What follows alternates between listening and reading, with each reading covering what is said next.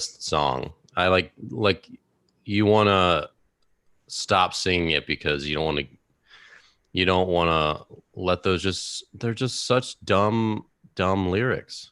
So dumb. You're I get the spirit of it, like if I could kill hate, dear, it's just you're like, ugh, this is terrible songwriting, just terrible songwriting. it's you've been singing it for the last 5 minutes. It's decent songwriting. It's not decent songwriting. It's a catchy tune. Without the tune, there's nothing. What is a They song could other have than found what is better. a song other than a catchy tune? They could have found better words that weren't just the worst writing ever. Anyway, welcome back. This is the Morning Brush Crack. I'm Dan Blewett. Bobby, how you doing, sir? I'm good. Good morning. Good morning. Good morning. Good morning, everyone. No guests today. We do have some guests in the works for next week and beyond, potentially. So I know everyone just abhors having to listen to us talk. Although That's not we true. did get a nice compliment this week about iron sharpening iron, because we talked about how we could disagree civilly, which is honestly astonishing. Like, I don't know how you carry some of your views. You have some asinine views on life, but we talk through them and I berate you for them, and then it's like it never even happened. It's honestly a fascinating fascinating thing. Dan, I just humor your ignorance and hope you come around to the good side at some point. Right. We did have so the guy that commented on that on Twitter, his son plays for me, and I talked to him a lot. He's kind of so he's biased. It was fake news. I don't know if he's biased. I think he kind of agrees. Biased towards liking you. Yeah. No, towards liking us. I don't think anybody's biased towards I think you have to try really hard to dislike so you can be only biased one way. Got it. I don't see how you can dislike me. I just really don't see that. Oh, so many ways. It's actually pretty common theme amongst the Chicagoland area. So in today's podcast, we're going to talk about some old drills, and this is a fresh in my mind topic and this is very rare. But with my softball videos, I just found two like large Facebook groups. One has like 50,000 members. The other one has like 40,000 members. And when I make a new softball throwing video, I'll usually just post each one in there and be like, hey, made a new video on throwing. Here's one line about it. Hope this helps. It's all free information. And so I made a video this past week about, so I get questions. And Bobby, do you guys talk about this? Do you feel like, and we're not going to talk about softball specifically, we're going to talk honestly more about baseball, but do you feel like people ask you about the wrist snap in throwing? Like, my son or my daughter, they don't throw that hard. I just feel like they don't have the snap in their wrist of other players. Like, do you get that? People definitely think it's like and I personally feel like, I know I'm not doing it, but I feel like the way I'm thinking about throwing, like snapping through it, helps me. Like, it helps me with accuracy and helps me with just feeling like I'm getting some more on the baseball, even though obviously we're going to talk about today, it helps nothing. Like, the drill itself helps nothing. Well, I think as an infielder, there's a little more. Well, so basically, I think the slower you throw, the more the wrist is involved, like the more the wrist can move. So as you're throwing a ball like on the run as an infielder, there is going to be more wrist movement than if you're a pitcher or an outfielder throwing like very, very hard. And I think there's something to that where you're throwing across the diamond a little bit.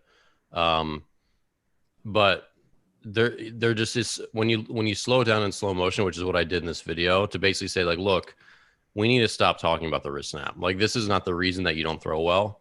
This is not a reason that you should be doing this as a drill. Like, the wrist snap essentially doesn't really exist. Even if you feel like it exists, even if there's like an inch or two of wrist movement, which is basically about all there is, the wrist is pretty much stable during a throw. If you look at high speed video, it's like, it's along for the ride. It's like trying to teach your kid to walk. Like, it's just going to happen. Like, you don't need to do it. Like, the wrist, no pitcher ever talks about wrist snap. Like, do you guys ever talk about your wrist snap as a pitcher? No, you don't. I don't teach pitching though. Well, there's nothing to snap. Like, when your arm is moving at a high speed, it's just going at that speed, and it's too fast for you to consciously control it. And then you're like, oh, well, you train it so it does it when you're doing it. It's like, no, flipping a ball to your buddy 10 feet away doesn't train a movement that's completely different looking, number one, because your wrist doesn't flop over like this in a real throw. And how would flipping a ball that weighs 5 ounces, flipping at 10 feet, train you to throw a ball, 90 miles per hour, where there is a lot of force? Like that's a lot of force to control. Where do you think that came from? Do we have a background on the wrist flip? I think probably President Trump is to blame for this. I mean, if we really go down the rabbit hole here, It was probably Teddy Roosevelt, honestly. Dude, Teddy, get action. Teddy's the man. Teddy would never. He would wrist flip. He would wrist flip. No, this practically started the Great Depression, the wrist flip. Yeah. So we're also going to chat a little bit about just coaches being resistant to change. That's a thing. And I also do want to talk about arm actions because we've touched on this a little bit in the past, but since Lucas Giolito threw a no-hitter, and he is like one of the prime examples of guys who've changed their arm action into this very weird, very short arm action. I think that's worth discussing a little bit today. So, Bob, how do you feel like throughout your career, and this is going back to the wrist snap thing, and again, like that one drill, it's not really done in baseball. It's done in youth baseball a little bit, the little, like, I'm going to flip my wrist thing.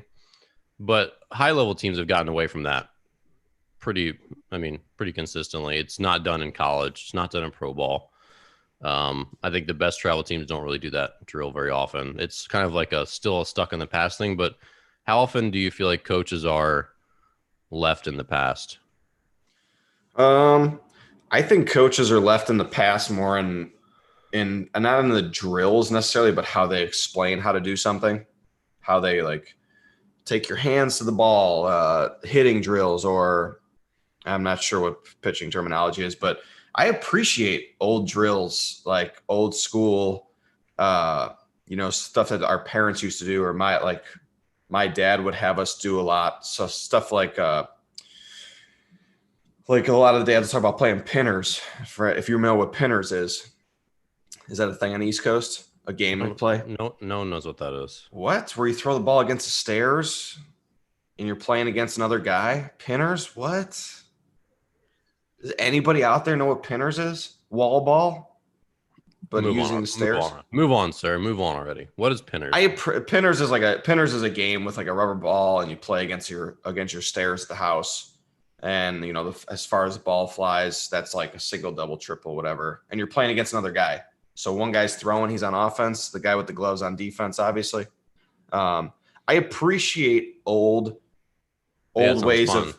Well, I appreciate old ways of like instituting the game and playing the game, because a lot of it emphasizes baseball IQ, like the game itself. Like this game, Pinners, is working with ghost runners and trying to teach like kids that fundamental things about baseball, to where when I get them when they're 9, 10, 11 years old, I basically have to reinstill like, hey, you hit the ball, you run towards that way because that's where the first base is. Well, you don't have to teach the ghost runners where to go. But yeah, you have to teach so many remedial things, like things that I think you should understand as a baseball player at a very young age. Like if there's a guy on first base and the ball is hit on the ground, like we try and turn a double play.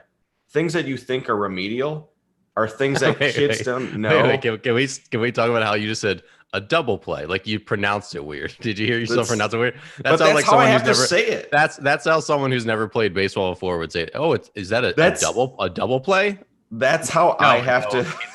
It's a double play. It's a double. That's how I have to just say it to some of these kids, because they don't know what that means. I mean, I've got high school kids. 2 outs, 1 play. Yes, I've got high school kids. They come to me and there's a guy on first with nobody out, and I have to like scream at them to pinch the middle. And I hate saying pinch the middle, but there's no other way to just like tell them how to do or stand in the correct spot, because they have no idea where they're supposed to stand. And that's not okay when you're 14 years old. Okay, so how do we?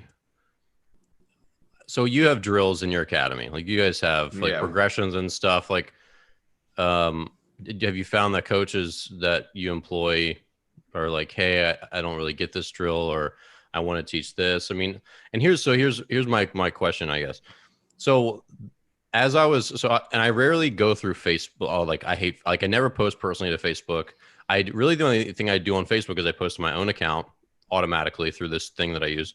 And then I posted these softball videos to these groups. And I don't usually engage back beyond that if they get comments. But in this past one, I actually like replied to a lot of comments, because a lot of them were very angry. They're like, Dan's an idiot that he doesn't know what he's talking about, even though I definitely do. Those are for my And burner accounts. well, I just replied pretty succinctly, not like being angry. Like I don't care, and especially because I like know for a fact like everything I wrote is correct. Like everything I put in the video is correct.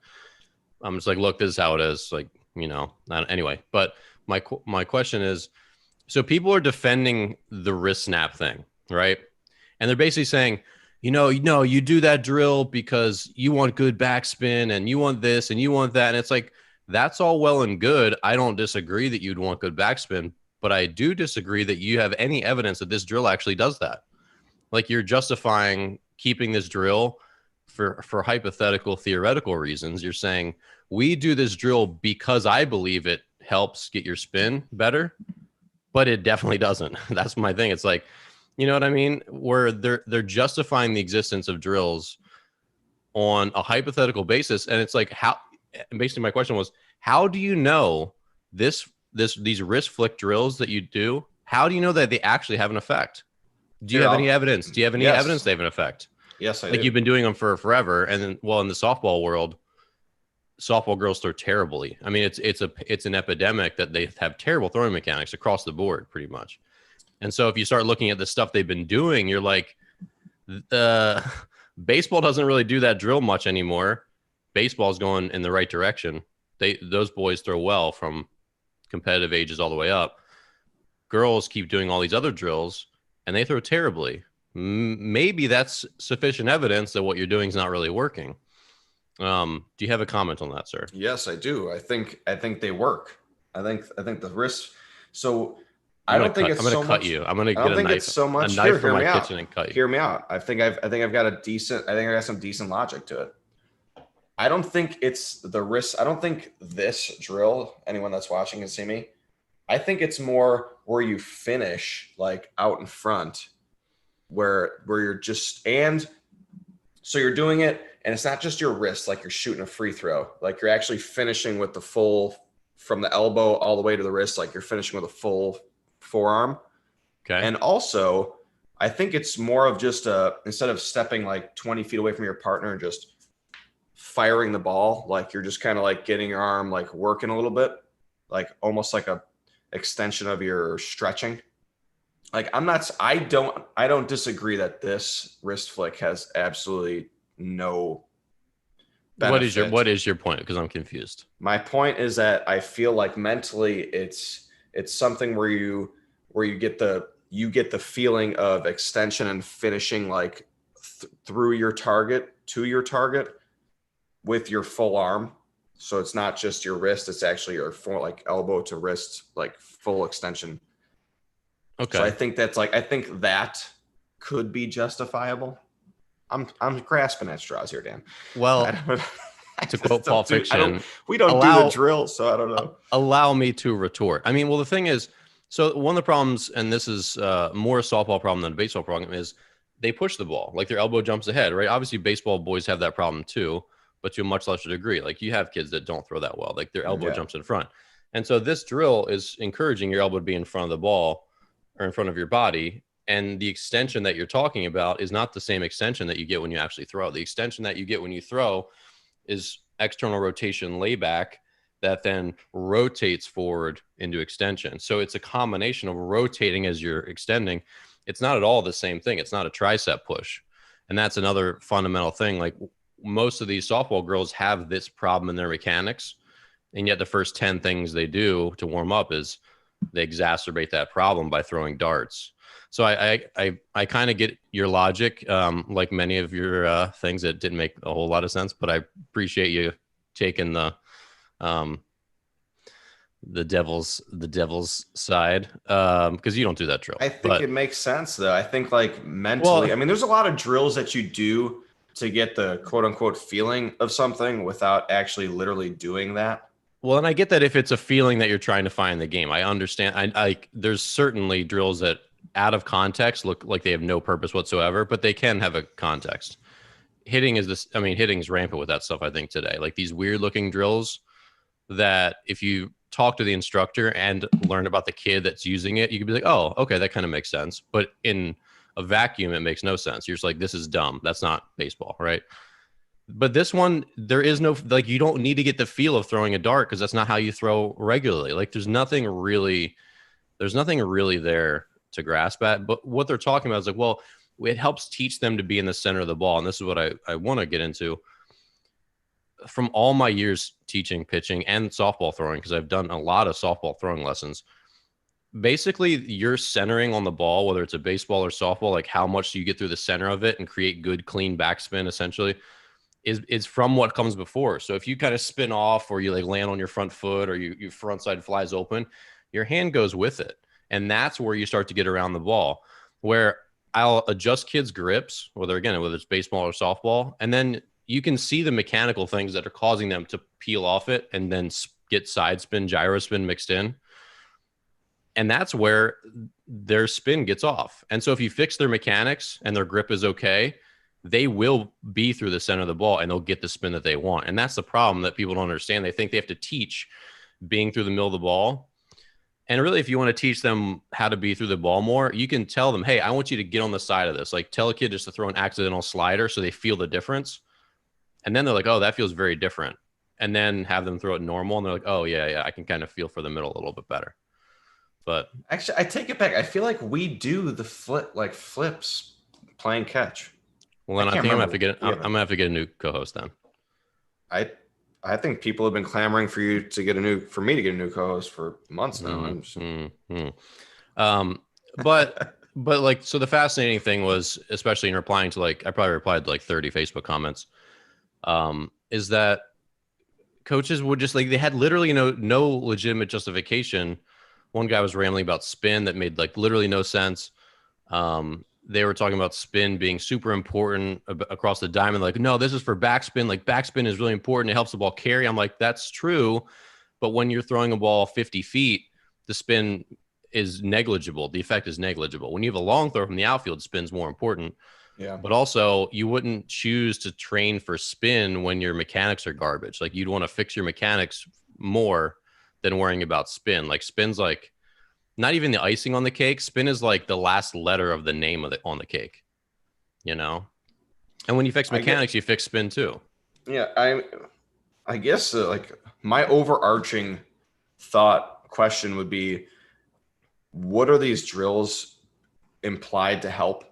Are they implied to teach you something? Are they implied to get you to feel something? Do they have any basis like in today's game? And I think a lot of old drills have basis in today's game, like from a baseball IQ standpoint and from I always try and think back like what we used to do in college. Well, are you talking about drills or talking about because like your pinners thing doesn't seem as much like a drill as much like a activity. Like, it's kind of like a separate category. It's kind of an activity. I agree. It's kind of an activity. I'm trying to, I guess but I was saying, I'm trying to think of like what we used to do in college drill wise, like quote unquote drill wise, and I don't remember doing many drills. I mean, hitting drills are the only thing I can specifically remember doing consistently. And they were never the same. They're always a little bit different, like every day. And hitting drills, even today, I don't know what drills we do, I guess, defensively. And I don't teach pitching, so there might be a lot more throwing drills that I'm unaware of. But I can't think of like drills, like old school fielding drills that don't have base in today's game, if that makes sense. Oh, well, yeah. Well, and that's a good point. I think fielding especially hasn't changed. And fielding is largely like, and obviously I was not an infielder, but I teach infielding a lot as part of the throwing stuff that I do with softball players and with position players. And you can tell that kids, the most athletic ones figure out how to throw on the run. Like, it's something it's hard to teach. You can give them the basics, but the basics of teaching like a 12-year-old, for example, how to throw on the run for the first time, it's pretty much like, hey, you got to pull your shoulder blade back all the way, keep the ball close to your chest. Like, this is the kind of like the key for making that tough, like Nolan Arenado throw. And then after that, it's like, that's what your arm does. So kids, sometimes they like get the ball and they're out here. They try to throw on the run. It doesn't work. They look like those like Barrel of Monkeys, the games where the monkeys like connect to each other with your kid. You know those? I Like remember hang what off. Yeah. So they have you like, hang these them really off your long. tree. Yeah, you can't throw on the run with a long elbow angle. It doesn't work. So if you watch any infielder, they have this tight elbow angle, and they just. But like that's teaching stuff like that. You teach them this is the only thing you have to do, and then it's kind of like do it and figure it out, right? And fielding is like the same way. Like you can tell kids about footwork. I'm sure you know tons and tons about what to tell them, but then it's like they have to just improv and do it. I mean, am I right or wrong there? I don't think there's any substitute for repetition when Mm-hmm. you're doing fielding drills. Like I can tell a kid to open his hips and run for the ball in the outfield, but unless he actually sees the ball go up from a further distance away, like there is no substitute. That's why it's so hard in the Midwest to like people always Yeah. clamor for, well, where can we do outfield stuff? Indoors in the winter. It's like you can't really because you don't have the space. Most Yeah. places don't have the space. And it's hard to teach. You can't talk it out. You need to do it.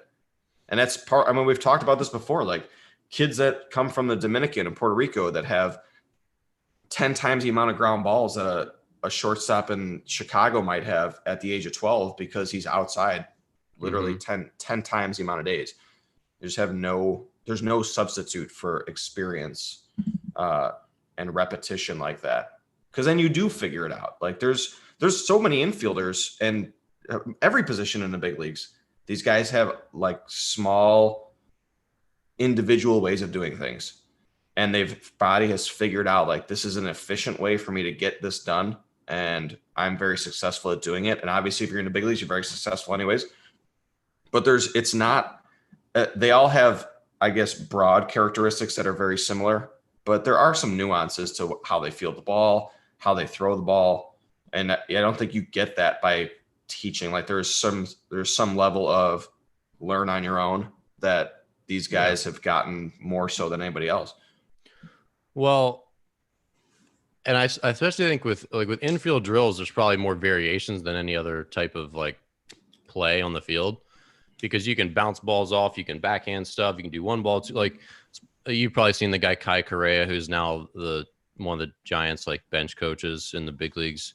He's got like crazy cool infield drills and stuff, but at the same time, you can only like bounce and like back pick a tennis ball off the wall, doing like the same thing over and over, like for so long until you're like, all right, I'm bored. What's the next thing to do? Right. And Yeah. then you need like 15 drills to kill an hour. Whereas if you're just, like you said, playing a game where you're bouncing to yourself and like making the plays, or you're just kind of like making it competitive in a game, you could do that for like 2 hours. Like I would just go play wall ball for 2 hours when I was a kid at the tennis court. Yep. And it was just like more fun because it wasn't, I'm just doing this little chunk of it over and over. I'm doing the whole thing. Like I'm just, you can bounce one that's going to go up over your head and you run back and try to like catch it. And It's funny. yeah. It's funny, and this is a little bit relates. So our 14, we had a couple 14U teams this year, and they played each other this past weekend in like a scrimmage game. 2 games. So the first game they played, white team versus silver team, whoever was playing. And then the second game, I was talking to the coach. He goes, "We just picked the 2 starting pitchers and let the kids draft the team.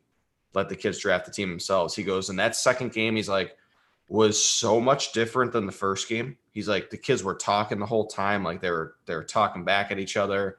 He goes, like the energy of the second game wasn't even close.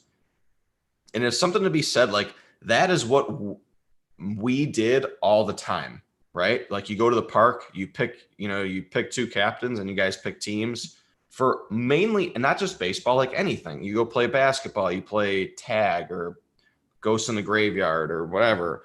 Like it's more fun when you just like when you're out there doing it and it's not organized by an adult.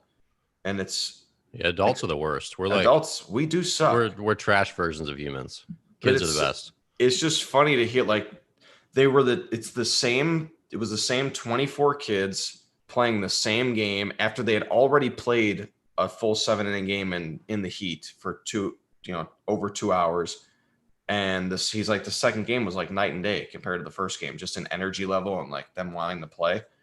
And that I don't think kids today do that enough. I mean, I don't know how much they just go to the park and play against each other, games against each other. It's just different. I mean, obviously it's different, but there's like that aspect of I don't know if it's competitiveness or if it's like the fun of the game. Like that is being totally stripped away in organized sports. Well, yeah, and I don't want to be old men yelling at clouds too much because there's so much of that on Twitter. But like, kids need to go play. I mean, they obviously do. We both agree on that. I think the question is how you set the stage for it a little more. I mean, part of it is everyone's reliance on phones, which hurts everyone's attention span, mine included. Like, and that's why I got this stupid Apple Watch so I could leave my phone at home and leave it off a lot of the time, because when you're sitting and you're doing stuff that's hard, like trying to kill time, or you're trying to think of something, or I'm trying to write, or plan for videos or whatever it is, when you have this constant tug of like, oh, I'm bored, like I don't know what to do, I'll check my phone. Like you don't think about it, but you just like constantly grab for your phone, and it like breaks your breaks you. So if you like lock your kids out of your house for 2 hours, like here's the tennis ball, and then you're like your buddy's right across the street, they're gonna figure out fun stuff to do, right? So you almost like have to set the stage to say, hey, no phone, go to the backyard, like, or I'll drop you off at the tennis court, give me your phones, and just like and they'll figure out fun stuff to do. They'll figure out ways to pass time. And so I feel like as a coach, in this time of Corona, you could just have like little 4-man practices. Say, hey guys, we're gonna meet the field. I'll give you some ideas. I'm just gonna hang out and like supervise from the dugout. I'm not even gonna talk to you, but just like, so there's like parental supervision where no one gets abducted, but let the kids go like do their thing. Just like bring the equipment, let the kids go do it, and coach goes for a walk. And I don't know. I think there's something there, and I've found my creativity coming back being away from my phone a lot more, which has been helpful. But I feel like that's still part of the reason. And I know kids don't live as close maybe today with more suburbs and there's more video games, but I think if you put kids outside without technological distractions, they'll eventually start to do the stuff that we all did. I mean, would you agree or disagree? Yeah, you would think so. You just got to steal their phones, take them to the park far away from their house, and tell them find their way home. I knew you were going there. All right. So then my question is, all right, back to the drills side. Like if the wrist flick drill is useless, and we agree it's useless, and people in your Facebook group hate you for it. Yeah. What is the alternative? Like, so how are you teaching a kid, what does a warm-up routine look like when you're playing catch, if not the old school flick the wrist and then back up 10 feet? Yeah. Well, obviously, like I'm not going to bust out and demonstrate drills right now, but I mean, one of my things is I dislike that the industry has become obsessed over time with warming up. Who's to say that throwing a ball 35 feet isn't a good warm up for throwing? I mean, why do we have to do a drill? Or why do we have to like get on all fours and do like fire hydrants and do our mobility stuff? Why do we have to do all this other stuff?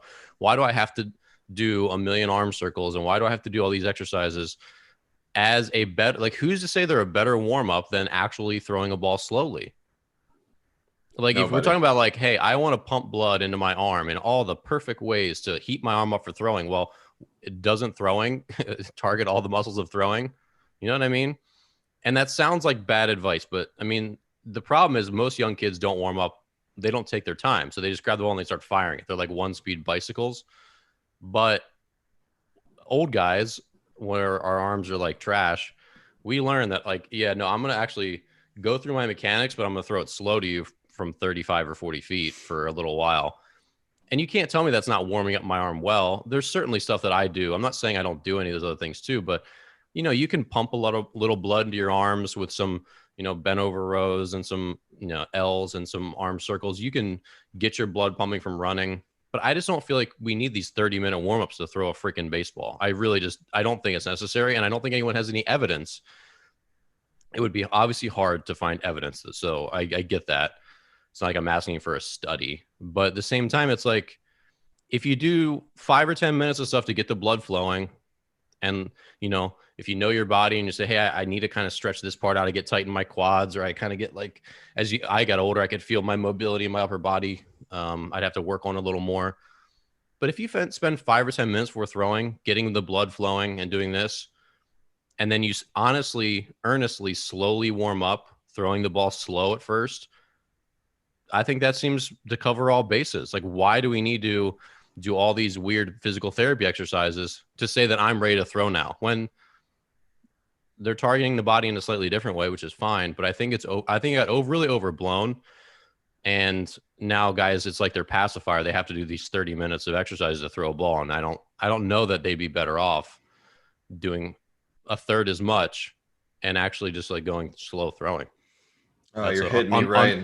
unpopular opinion, but No, it's a great. You're hitting me right in the wheelhouse. I love this. I never stretch. I don't stretch. I've never I stretched. think it's really overrated. Yeah. I hated the spring training, 8:30 in the morning out on the dewy spring training backfields, stretch for 50 minutes before. Like I couldn't despise it more and think it was more useless. And obviously to the chagrin of probably every person in spring training, like, why wouldn't you stretch? Why don't you stretch? Like, I don't feel like I need to stretch. I feel like like in whatever psycho confidence thing I had, like my muscles, the more they were stretched out, the less quick twitch I felt. Like, and I'm not to say that they weren't stretched out, but like I felt springy. So I wanted to feel springy. Like I wanted to feel that.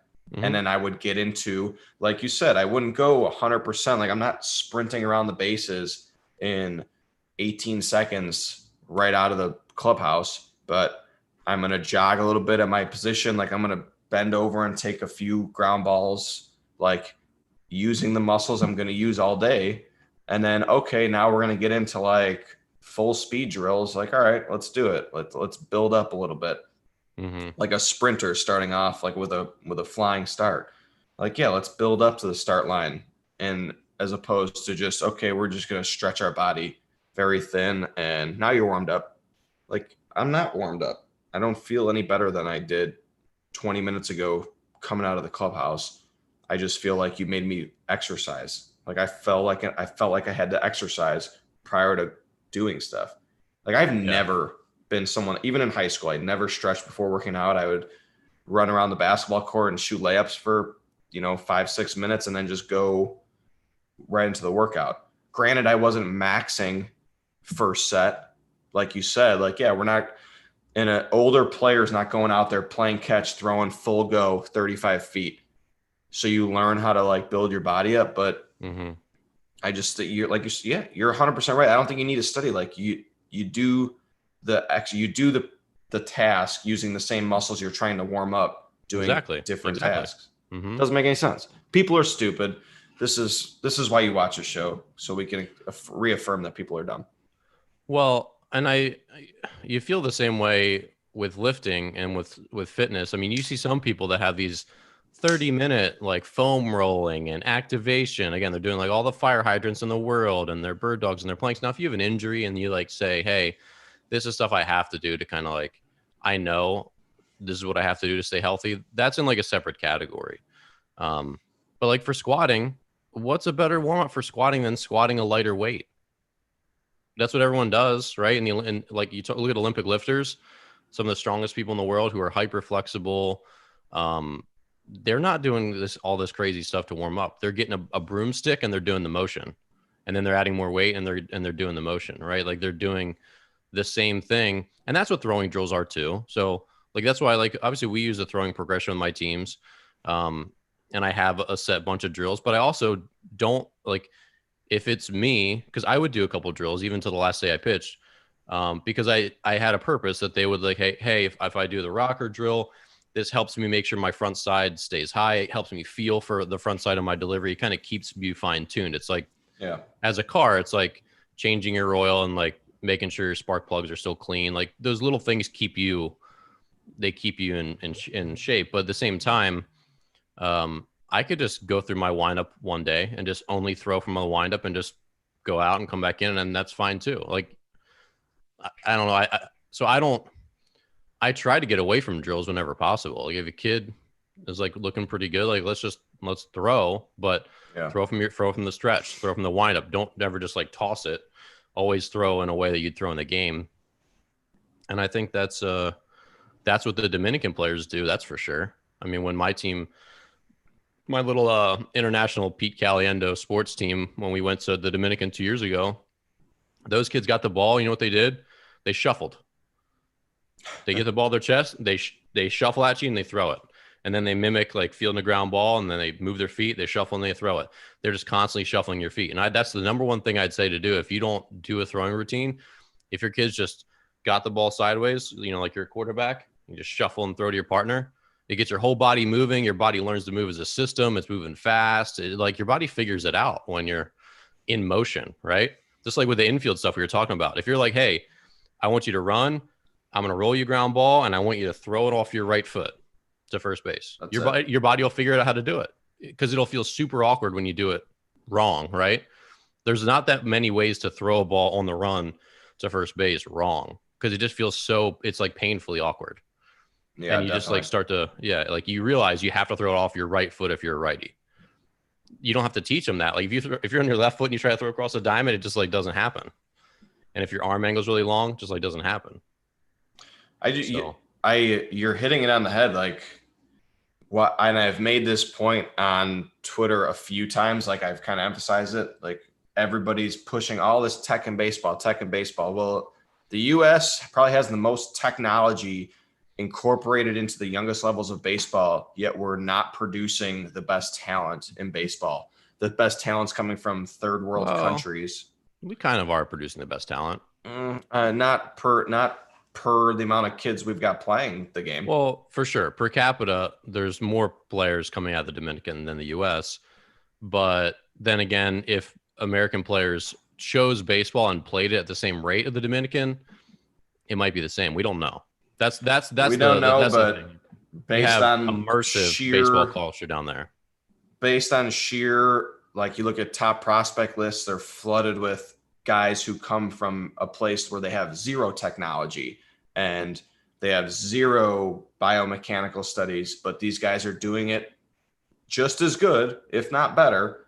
So at what point is that actually helping? Like at what point are you stripping out the feel of baseball from young kids and making them robots where they can't adjust and alter on the fly? Whereas these guys are down there hitting with a stick and a bottle cap and figuring out things that you're trying to show, American players on your phone and on your computer screen.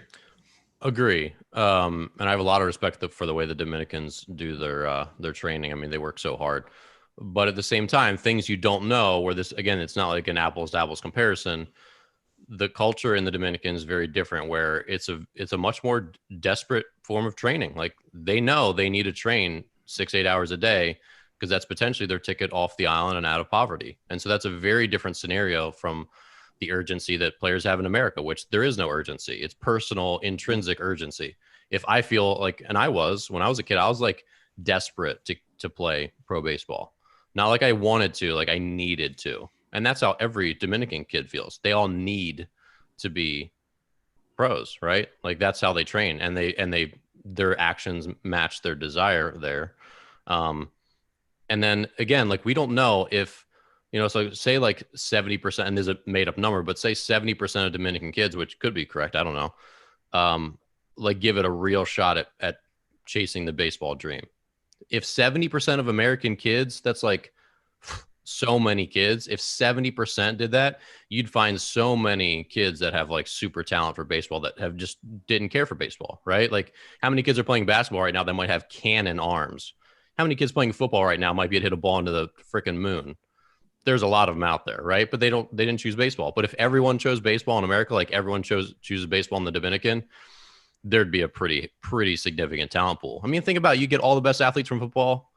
I mean, there's not 4 major sports in these small countries, right? So if you're taking all the best football players and making them baseball players, taking all the best basketball players, I mean, that's some serious athletic talent where it's hard. Like, that's what I'm saying. It's hard to compare the two, because so many kids are, I mean, there's some human out there that probably throw 115 miles an hour.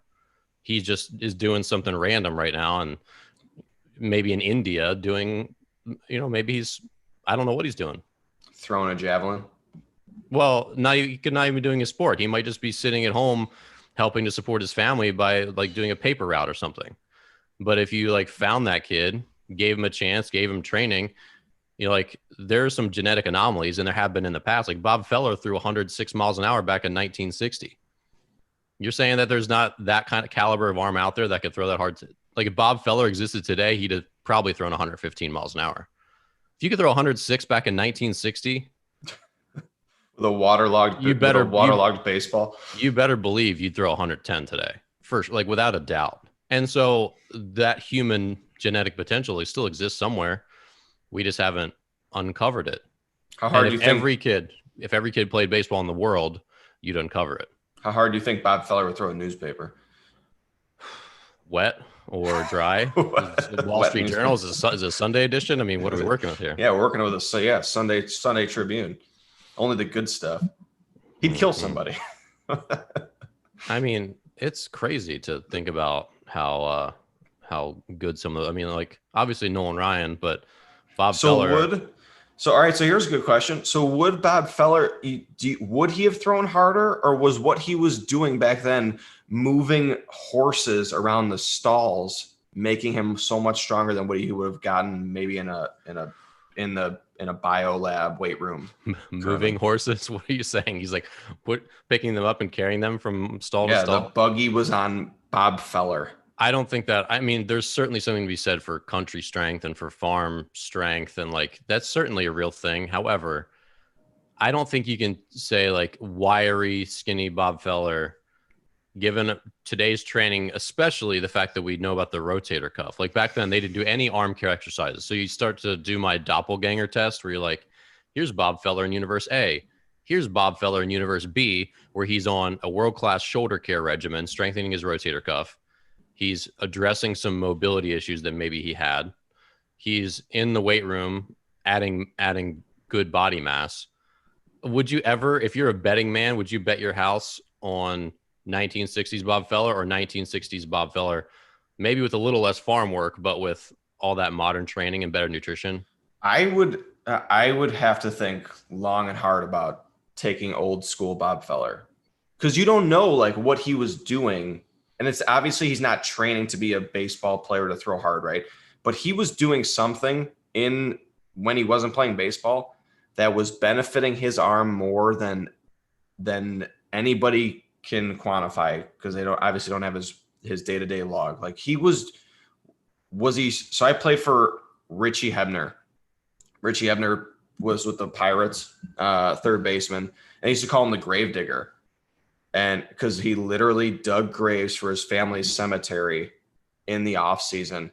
Now, this guy would probably drink a 12-pack a day doing so, but who's to say how that benefited him strength-wise in baseball, and if he would have benefited more from being in a weight room? Like you don't know. I don't know personally, because as someone who's done manual labor like that, like you don't have a concept of like reps or when you're done. It's just when the job is done. So like, was Bob Feller chopping trees down all winter long just to kind of, how you said, like survive? And well, we don't need one tree for firewood. We need 15 trees, Bob. So go chop them down. Like, you don't know. I don't know. I really don't know. I don't understand what you're saying. Like, yeah, we can quantify the amount of work he's doing in the weight room and like all what we know benefits your arm, but who's to say that what he was doing wasn't benefiting his arm as much, if not more? I don't know. I really don't. And I am a big firm believer in like country strength and like old school, like man strength from the, back when people had to work to survive, not just work to get strong. Yeah. But we also know that velocity has been climbing, especially rapidly in the last 10 years. And it just was nowhere on average even close to where it is today back then. So if you just take 100 ball players from 1960 and transport them to today and give them 3 years to train, all of those guys hit the ball way farther. All of those guys throw significantly harder. Not all of them, but probably 95%, 90%, because it's just it's being a human being. But the top two or three might have been benefiting themselves more than we would be able to give them in the weight room, unbeknownst to us. That's what I'm saying. Like, it's made, for the majority. Certainly, there's not you can never predict a training effect where some again, if you take 100 people and train them, a couple of them just like don't get that much better, or maybe they just like don't get that much benefit, especially when it's something where you're doing weight training to increase speed. Like, they should all across the board get faster, but like some maybe get way faster, some maybe only get like a tiny amount faster. right? We both know that. And you're right. Maybe they were doing something before that just was unique to their body and had some unquantifiable effect. So, yeah, I mean, you're not wrong. But at the same time, I think most people would bet that bulked up Bob Feller with some, especially targeting your shoulder, which I think is probably a really important thing because they didn't do any of that. So I'm You can't saying imagine he doesn't eke out a couple more miles per hour. Bob Feller But had freakish shoulders back in the day. he threw from a low arm slot too. There was a video of him. 106. Yeah, there's a video of him. Actually, it might have been a little hard than that, but there's a video of him throwing the old timers game where Hank Aaron takes him deep on a 3-0 pitch.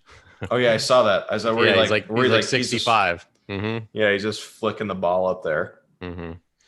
But well, and so there was, so for those of you listening, I'm going to plug my dad's book because my dad, William Blewett, wrote a book called The Science of the Fastball back in 2013. You can find it on Amazon. It's a great book. My dad's an exceptional writer. And my dad, so this book is about the 3 hardest throwers of all time, and it's about where pitching velocity comes from. It's a lot of theoretical stuff and some really interesting insights, but he covers the 3 hardest throwers of all time, which were Nolan Ryan, Bob Feller, and this unknown guy named Steve Dolkowski. Bobby, have you heard of Steve Dolkowski? I think we've mentioned him in the past. Yeah, he threw like 200 miles an hour.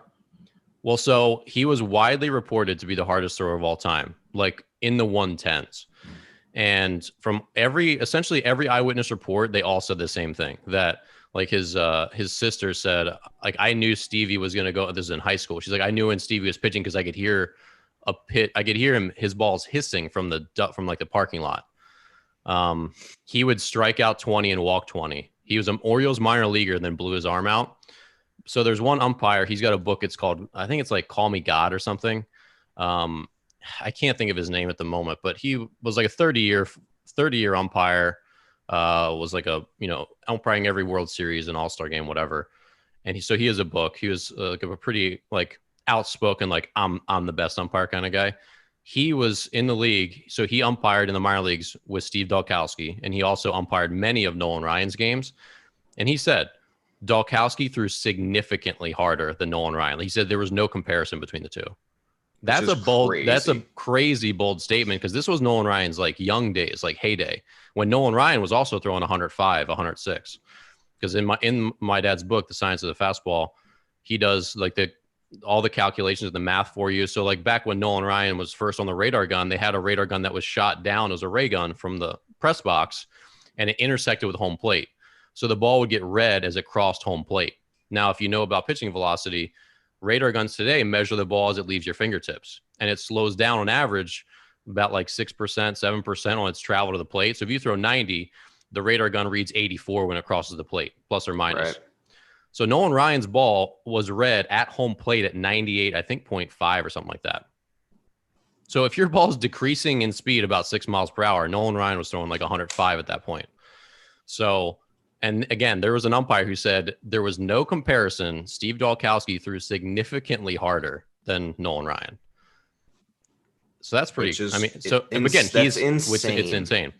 And my dad's theory is basically that he had this just like resonance with his body where you talked about being a spring, like being springy, where he just like every joint in his body, the way his mechanics were, like everything was perfectly springy and in tune, where his legs perfectly amplified the power to his core, which then perfectly amplified it to his arm, which like every little segment in the kinetic chain was just like perfectly springy and in tune with itself to throw a baseball, which I think like has some sort of merit. That's kind of the way you see some of these whippy pitchers that just like, whoom, and it just like comes, right?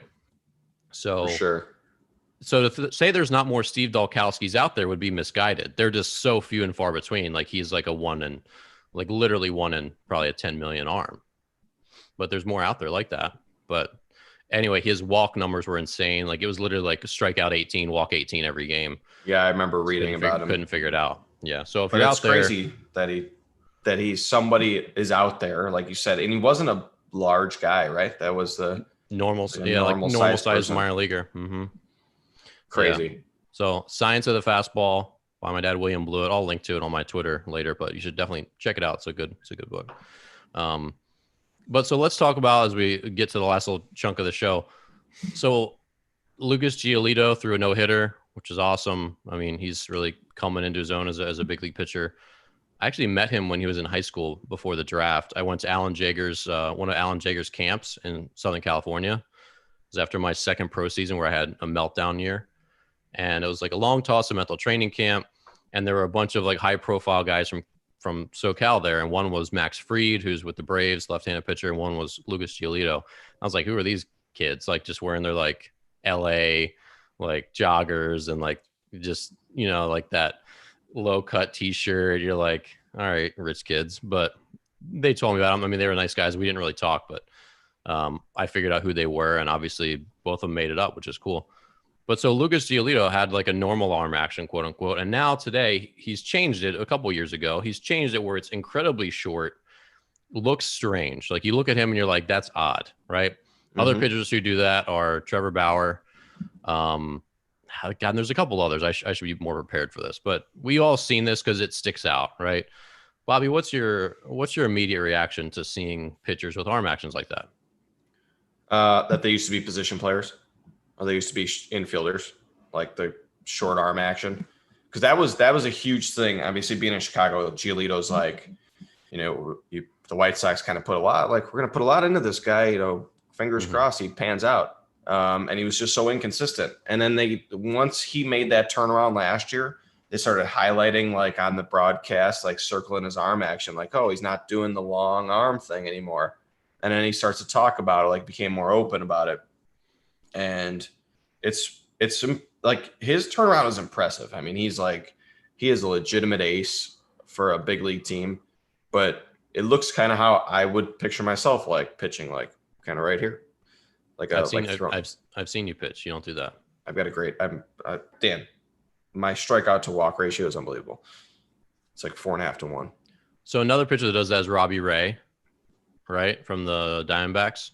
Having a terrible season, like can't throw a strike. So his change has not helped. I think Zach Plesac does that too, but I haven't looked at his video. And I was talking to a friend who's a scout, and we were talking about this, and he's like, there's a good amount of guys. There's not that many guys have done this, like especially in the big leagues, but there's a couple, and then there's some more in the minor leagues. And he's like, actually, from what I know, because we've been talking about it, he said, there's a bunch of guys who've done this and blown out their arms either very quickly thereafter or in like the next season or whatever. He's like, if you start to look at the numbers, like there's not that many of them. And there's a good amount of guys who've hurt themselves shortly thereafter. And so here's my take on it. And then I want to hear your opinion on it. So I've talked a bunch about this book, Anti-Fragile, in the past couple shows. And one of the things the kooky author says is that he only trusts stuff that's been around for long enough to have really been tested by nature. So he was like, we know that wine is safe to drink because it's been around for thousands of years. Humans have been drinking it and whatever. He's like, we know lots of fruits and vegetables. Humans have been eating them for forever. He's like, but we don't really know the effect of, for example, some of these like apples and fruits that have been hybridized where we're growing them now with a way higher sugar content. Like, that's not necessarily good human nutrition anymore because it's not really the way our bodies evolved eating it or whatever. So he basically says like nature really figures things out if you give it enough time. And his point was about medicine. He's like, we don't know what some of these medicines are doing to the body long term. It might seem good today. And like artificial sweeteners is a great example. They might seem okay today, but we might figure out in 20 years that it's been giving a lot of people cancer or something else. And of course, again, I don't have any evidence. Neither did he. He's just saying hypothetically, there's a lot of artificial substances we now ingest that we don't know the long-term ramifications of. But if you were ingesting artificial sweeteners for 1,000 years, you'd be pretty certain at some point that it's like, all right, this is okay, right? That makes sense. Would you agree? You'd know the effects of what they would be doing, right? Yeah, you'd have figured out like we need to stop doing this or not. Do you remember those chips from like the 1990s called they're made with Olestra oil? Do you remember that? No. Olestra oil? It was like it's like a fascinating example of this. I remember when they came out, they developed a synthetic oil that you could fry stuff in. So cooking oil called Olestra. And it was basically like some sort of different. So like fatty acids, oil has different lengths of chains. So there's like fatty acids are longer chain. You can have medium chain triglycerides, like bodybuilders take those. They eat that because it's like a fat, but it's easier to digest. So they store less of it as fat because it's a shorter chain. Coconut oil has a lot of medium chain triglycerides. So anyway, they manufactured this Olestra, and it seemed great. It was like a low fat because basically your body wouldn't absorb the fat. So like we have all the benefits of potato chips that taste delicious because we fried them. We really actually fried them in this oil, but you're not going to get fat eating them because the oil doesn't get absorbed by your body really. And you know what happened? People started pooping their pants. I'm reading it right now. The oil, yes, it did not get absorbed, but guess what happened? It just like made its way through, and people were not happy when they were at work, and maybe they toot, and there's bad things happening. So that was a really good example of like, this seems great. Other examples were trans fats. Everyone thought trans fats were a miracle until we realized that they were super duper unhealthy, right? Anyway, so my point is, we don't know yet with arm actions what the effect of this would be. I'm sure the pitching coaches that work with these guys are like, hey, there are some issues, like your arm action was super long or whatever it is, and it seems like it's causing a timing issue, or maybe you were hurt before. So we have a good reason to change. So let's shorten your arm action a lot. So now you're always on time, quote unquote, like your arm's in the right spot when your front foot hits and your chest in the right spot. I think it's good intentions, but you've never seen pitchers naturally throw this way, right? Like if you look at any year prior, even just 4 or 5 years prior, you've never seen a pitcher naturally come up throwing that way. Like almost never. Only examples are like Danny Baez, who is a Dominican pitcher who just like stuck it to his head. And I think he used to be a catcher. Jason Mott was a converted catcher. But you've never seen like a genuine like grew up pitcher at any point in history like, oh, this is just how I threw on the farm, right? You've never seen that happen. And that's, to me, is concerning, where you essentially say, okay, the way human beings throw a baseball from a pitching mound, it always seems to involve longer arm movements. It always seems to that it will. That's not to say that your pitching mechanics are best when your arms are straight, because they're certainly not. Like there's definitely too much motion, right? You could wrap too much and stick your arm behind too much. Like there's definitely plus or minus, but at the same time, human beings have never ever thrown naturally the way like Trevor Bauer and Lucas Giolito and Robbie Ray are throwing. They've never done that. It's never been the way the body has wanted to organize itself. And so to me, that seems concerning, where now we're like changing that. It's like teaching someone a new way to run. It's like human beings have run essentially, it's sprinted essentially one way throughout history, right? We haven't changed the way you sprint. Your body just figures it out. Like the way you jump, your body just figures it out. And throwing has been another one of those activities where everyone plus or minus has like thrown the same way. And we've done like leg kicks differently and stuff, but that stuff doesn't really matter that much. But now we're starting to change arm actions, and we just don't know the effect of it. And I wonder if in 5 years you might have a pile of pitchers who tried this and were hurt shortly thereafter. And I don't know that. It's just again, a question of like, this is a new thing. It's like an artificial sweetener that we just don't know what's going to happen. So what's your take?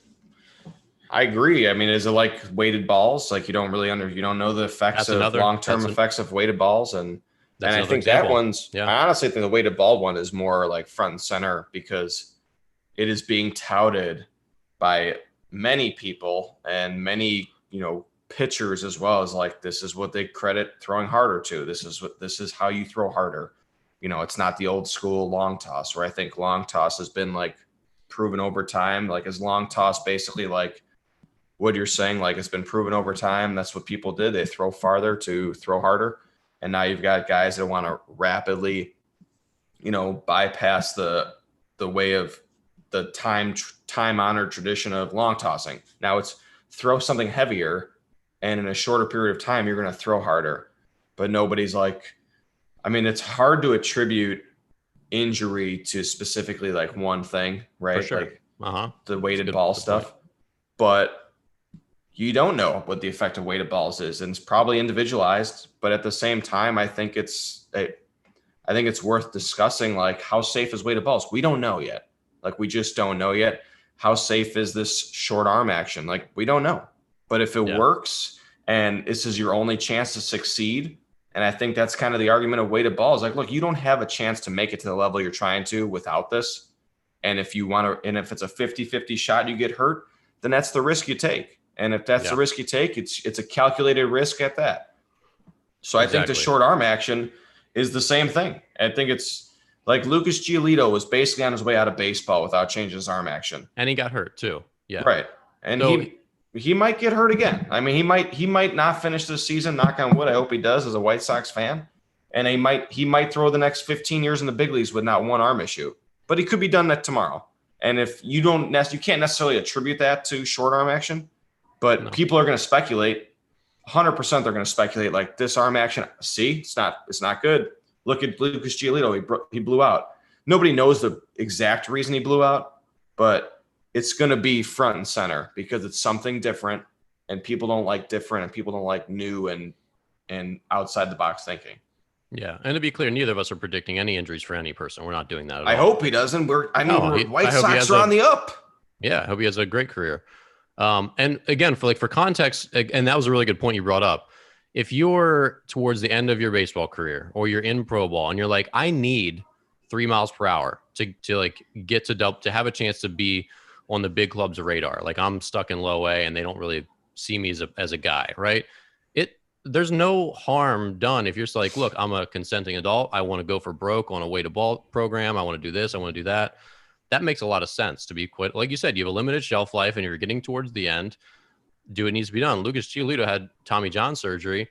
So like, hey, maybe we need to make a change to your mechanics. Like I'm sure they made an educated decision looking at his timing, looking at how things worked. And we're like, hey, maybe this is a change that could be good for you. And I think that makes sense. Like, I don't think what he's doing makes sense for him. I really do. Cause I know he's got like good people in his life and he's got good trainers and smart coaches. My overarching point is because people see big leaguers doing stuff, they're like, oh, maybe I should teach my 12-year-old to throw that way. And that's where I'm not sure that would be a good thing to do. Yeah. Because every 12-year-old who's ever played baseball has never grown up throwing that way naturally. And of course, natural is like you'd want coaching and you want to be taught the right way, right? But a lot of players like weren't taught heavily of like what their arm should do forever, and they developed into good hard throwers. So you can help people along the way, but it's not clear this is something you'd want to naturally teach a young player. It maybe makes more sense at a high level where you need a change. Like you've been injured a bunch and you've had struggles with command, so we can change something different and see if we get a better result. Because things couldn't get worse for him. Like, right, you said he wasn't pitching well and he was hurt. So you have nothing to lose trying to make a change, and he's clearly on the up and up. So that makes sense, and that's good for him. It's definitely different at that level, like you said, than it is someone who's 10, 11 years old and you're trying to teach them how to throw the proper way. Because at that, I mean, you can make an argument for guys that are stuck in A ball or double A on taking steroids and why they felt the need to do that. I mean, it was go for broke, right? If I don't do this, I'm out of baseball anyways. So I'd rather, whatever, I'll take a little bit of shame, but I'll make it to the big leagues if I get caught. It's a risk reward at that point. You're not obviously going to go back, and I'm not going to go tell my 10U team like, hey, if you want to be good, like you might need to feel a little bit of this cream and clear. Although you might, it's probably not a good teaching point. No, it's not a tried and true measure of success as opposed to just being good at the sport or good at the skill. But I do think that when you get to, like you said, when you see the door closing and you have one shot, like, okay, if I make this change, it could be the end of my career, but without doing it, it's definitely going to be the end of my career. So you make a decision. And Giolito, I think he would have gotten some more shots just based on the status, but man, what a good adjustment he made, at least up until this point. Yeah. Well, and back to your point about weighted balls, that one's a little more tricky because, again, this isn't just looking at baseball. If you start to look at like the history of like what humans did, like if that's kind of the scope we're looking at, humans have always thrown objects, right? They have not always thrown baseballs. They've only thrown baseballs for 100 years. And when they started throwing baseballs, they started deciding that only throwing this one size and weighted object was the way to do it. That's not natural either. So we start saying, is throwing weighted balls, quote unquote, which is really just throwing different weighted objects, right?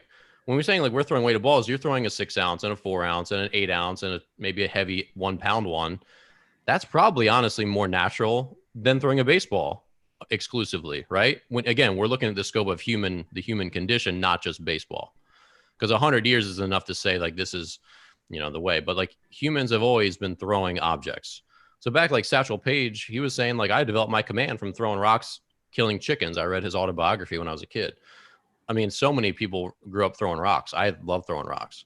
So you start saying like, well, what's natural for a person? Well, throwing all sorts of different weighted stuff, including really light stuff, even though you're not throwing a rock 100 miles an hour, right? So the weighted ball thing is kind of like verdicts out. Like you said, 100% that we don't know the effect. Like in 10 years, we could have a pile of guys who all went through the whole weighted ball. They're the weighted ball generation. And we just have a pile of injuries, right? We could see a spike. We don't know. But at the same time, we've already seen a pile of injuries anyway. So it'd have to be a pretty big statistical change. And it might be there still, but I attribute this to the food we're eating. Is why people are so injured and have so many illnesses. Yep, that's it. It's breaking down our bodies in ways we don't know. Yeah, well, our mutual friend posted some video. He sent me some videos of two guys, so I'm gonna post them on my Twitter.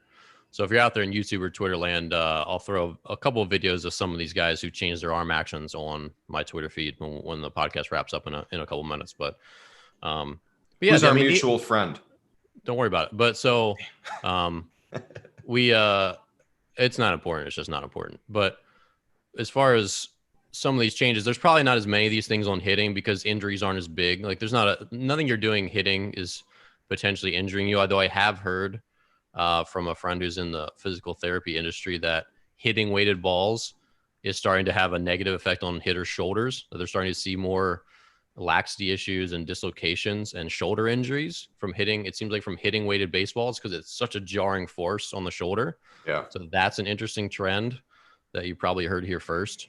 But there's not as many things like that out there, but like things we know have worked. And again, this is also what that author said was that we know that lifting weights works, right? Lifting heavy weights. It's been working since Roman days, whatever. Like you lift weights consistently, your body gets bigger and gets stronger. Like we know that. Right. He's like a lot of these other methods of training, like jogging. He's like, is that a healthy thing? Verdict's still kind of out. That's only we've only been jogging for 30 years, right? Like save a couple Olympic marathon runners, but like jogging wasn't a thing. People didn't just like go jog. CrossFit, the way CrossFit's done, that's lifting weights, obviously, but there's a pile of shoulder injuries from CrossFit, like piles and piles of them. There's lots of just new things that have not been time tested. What do we know that's time tested? Let's end on that. What do we know that's time tested? Anything?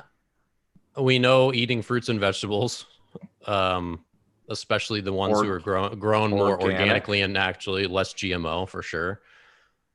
We know water and potentially wine and beer aren't bad for the body. Like they've been drunk for forever. I'm not advocating that kids drink or anything. I'm not really much of a drinker myself, so don't mistake that. But those seem like beverages. I mean, they've been beverages that have been around for a long time, especially back thousands of years ago when there was very unsafe drinking water. They made it into beer.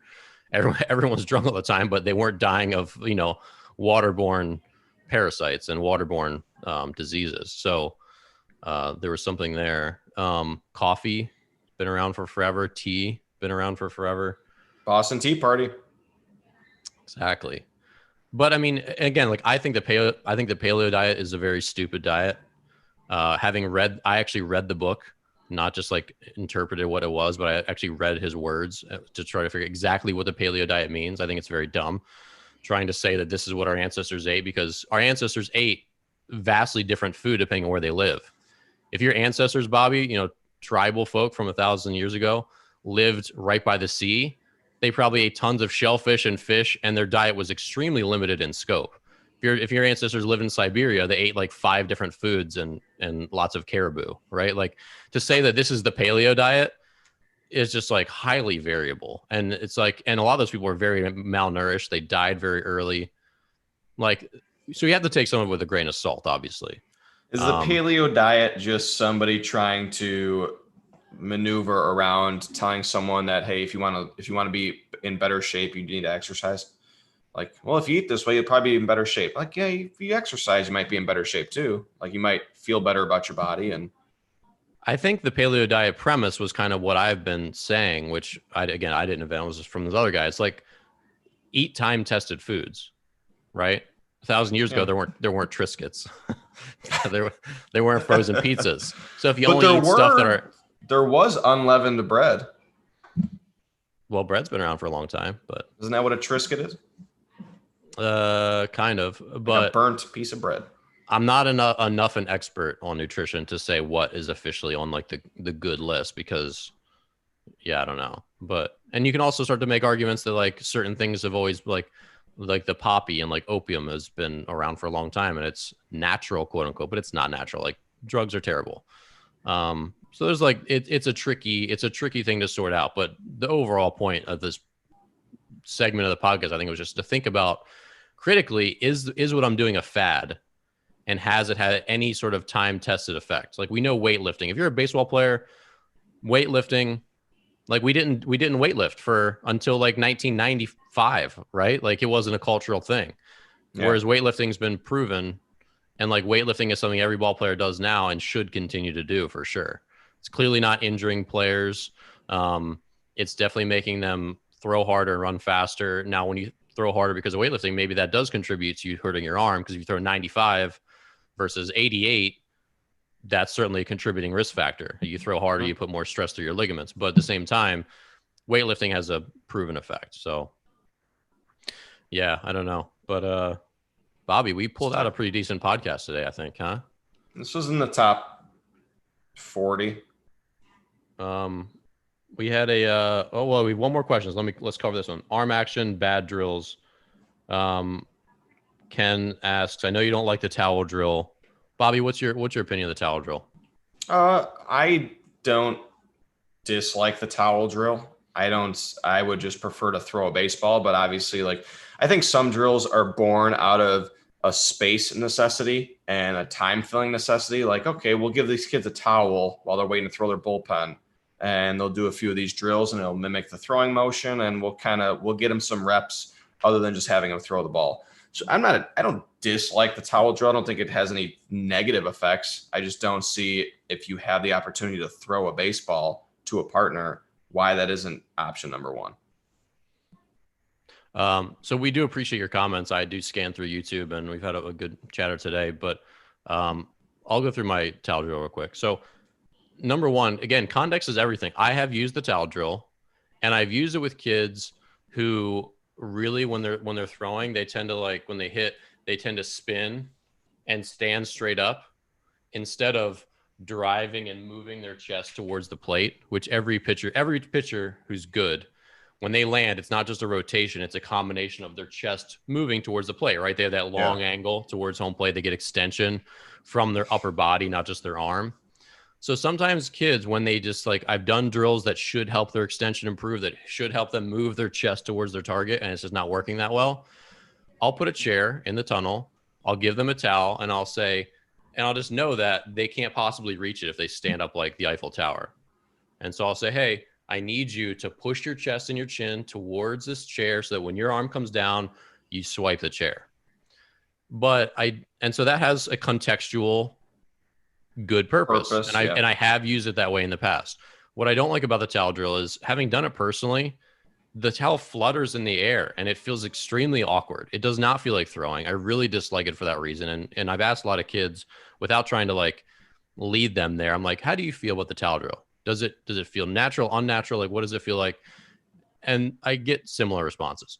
What I like better is, I mean, this is a bug spray can, but if you take a half-filled water bottle, like a 16-ounce water bottle, you hold it like this. And I have a video on my YouTube channel. So if you search water bottle drill, you'll find me. You can hold a water bottle in your hand and you feel the water slosh around. So it actually can help you cue. Like if you're trying to get a kid to not do this, like takes his hands out of his glove weird. and you say, hey, I want you to break your hands down, he'll feel the water slosh down. So it's a good, like, you can feel it. It's cool. And the water flows back, and it feels very natural and very comfortable. I really like the water bottle drill, half filled.